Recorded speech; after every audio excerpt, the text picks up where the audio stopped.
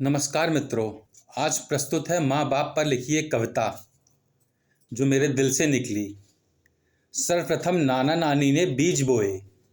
इसका अर्थ यह है कि माँ को घर का आधार माना गया है और उससे ही पूरा फैमिली चलती है। तो इसी वजह से लिखा है, सर्वप्रथम नाना नानी ने बीज बोए, फिर उसमें परवरिश की खाद पानी डाली। बोए बीजों ने कई मौसम के बदलाव झेले देखे। बोए बीजों ने कई मौसमों के बदलाव देखे और झेले। फसलें थोड़ी बड़ी हुई और यौवन की दहलीज पर पहुंची। फसलें थोड़ी बड़ी हुई और यौवन की दहलीज पर पहुंची। फिर उस फसल को दादा दादी काटकर अपने घर ले आए।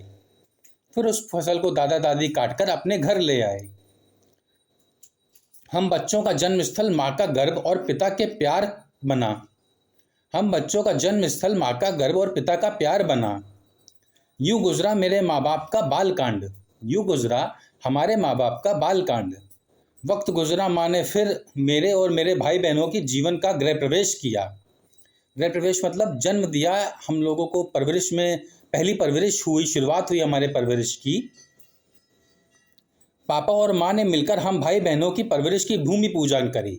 चूँकि माँ और बाप दोनों ही ज़रूरी होते हैं, दोनों ही एक हो जाते हैं परिवार को पालन पोषण करने के लिए। तो लिखा है, पापा और माँ ने मिलकर हम भाई बहनों की परवरिश की भूमि पूजन करी। माता पिता के अच्छे कर्मों से हम बच्चे की हंसती खेलती परवरिश हुई, लालन पालन हुआ। कितने ही बाल दिवस आए और चले गए।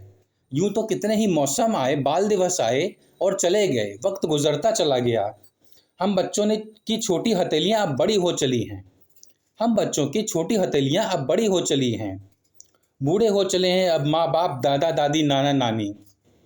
अब हमारी हथेलियों पर उगती हैं हमारे माता पिता और हमारी आने वाली फसलें, नस्लें।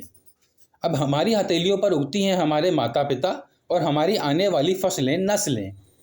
ये लास्ट वाला लाइन का अर्थ ये है कि चूंकि बूढ़ा और बच्चा एक समान होता है, तो फसलें और नस्लें, दादा दादी, नाना नानी और बच्चे, जो हमारे आने वाली पीढ़ी है, वो अब एक समान हो चुकी है। धन्यवाद दोस्तों।